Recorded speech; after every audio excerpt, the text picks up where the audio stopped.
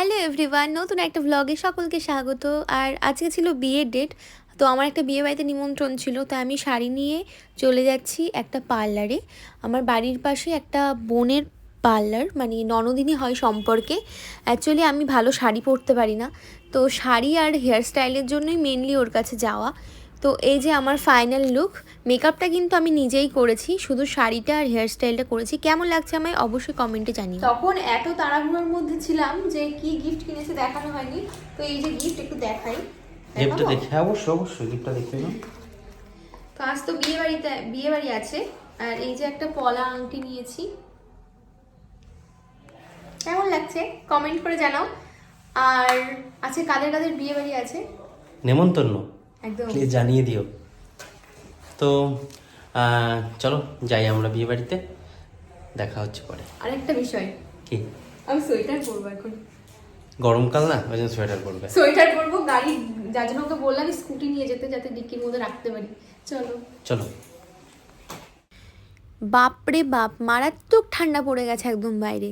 মানে আমি সোয়েটার পরেছি, মাফলার গলায় জড়িয়েছি, তাও শীতে পাগল হয়ে গেছে। কিন্তু বিয়ে বাড়িতে তো একটু স্টাইল মারতেই হবে, তাই জন্য সোয়েটার খুলে ডিক্কির মধ্যে রেখে দিয়েছে। আর ওই যে ও জ্যাকেট খুলে ডিক্কির মধ্যে রাখছে, মানে ছেলেদেরও এত স্টাইল দিতে হয়।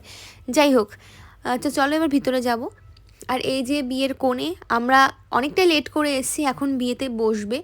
তো ভাবলাম তাহলে এক কাজ করি, আমরা আগে খাওয়া দাওয়াটা সেরে নিই, কারণ পেট পুজো তো আগে, আর খিদেও পেয়ে গেছে বেশ। তো চলো আগে খাওয়া দাওয়াটা করে নিই। কিন্তু এসে দেখছি কী বিভৎস ভিড়, ফুচকার দোকানেও ভিড়, আবার এদিকে খাওয়ার টেবিলের সামনেও পুরো লাইন লেগে গেছে। সত্যি কথা বলতে ফুচকা আমি খাই না, তাই ফুচকায় ভিড়ে আমার খুব একটা মানে যায় আসেনি, মানে আমি ফুচকা একদমই ভালোবাসি না। তো যাই হোক, জায়গা পেয়ে গেছি, এখন বসে পড়েছি খেতে। আচ্ছা, এই বিয়ের সিজনে তোমাদের কাদের কাদের বিয়ের নিমন্ত্রণ ছিল অবশ্যই কিন্তু কমেন্ট বক্সে জানিও। আর এই যে মেনু কার্ড, তো সবাই একটুখানি পড়ে নাও পজ করে যে মেনুতে কী কী আছে। যাই হোক, খাবার টেবিলে পাতা পড়ে গেছে, জলও চলে এসেছে, এরপরে চলে এসেছে ডিমের ডেভিল আর সস।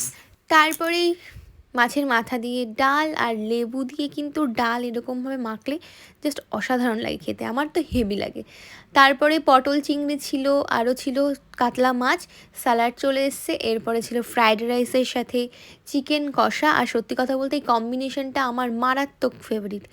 তো আমার এতটাই প্রিয় যে আমি একবার কমপ্লিট করে আমি আবার নিয়ে নিয়েছি। তারপরে চাটনি, পাঁপড়, মিষ্টি, সন্দেশ ছিল, যেগুলো আমি কিছুই খাইনি, শুধু চাটনি আর পাঁপড়টা খেয়েছি। আর আইসক্রিম ছিল, আইসক্রিম ঠান্ডার কারণে আমি নিইনি। আর ওই যে ও আইসক্রিম খাচ্ছে আর ও শীতে কাঁপছে।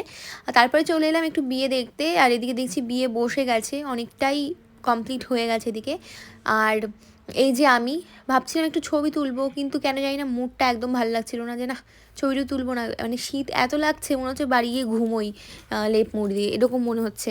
তাই আর ইচ্ছেই করছে না, এত লেজি লাগছে, আমি ভাবছি না বাড়ি যাই। আর এই যে এটা হচ্ছে বর, আর সত্যি কথা বলতে কনেকে খুবই সুন্দর লাগছিল। এবার বলি সম্পর্কে কি হয়। সম্পর্কে হচ্ছে আমাদের দাদার মেয়ে হয়, তো দাদার মেয়ের বিয়েতে গেছিলাম। যাই হোক, ভালোই এনজয় করলাম, খাওয়া দাওয়া করলাম, এখন যেতে হবে বাড়ির দিকে।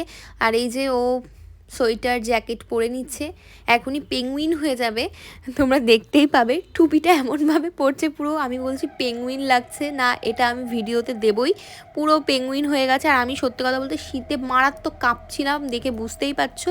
তো শীতকালে তো বিয়ে বাড়িতে যেমন খাওয়া দাওয়া করে মজা আছে, সেজেও মজা আছে, তবে একটু স্টাইল মারতে কষ্ট হয়ে যায় এরকম শীতের কারণে। যাই হোক, তোমরা অবশ্যই কিন্তু যারা ফেসবুক থেকে দেখছো ফলো করে দিও, আর যারা ইউটিউব থেকে দেখছো অবশ্যই কিন্তু আমার চ্যানেলকে সাবস্ক্রাইব করো। ভালো থেকো সবাই, আবার দেখা হবে নেক্সট ভিডিওতে। টাটা।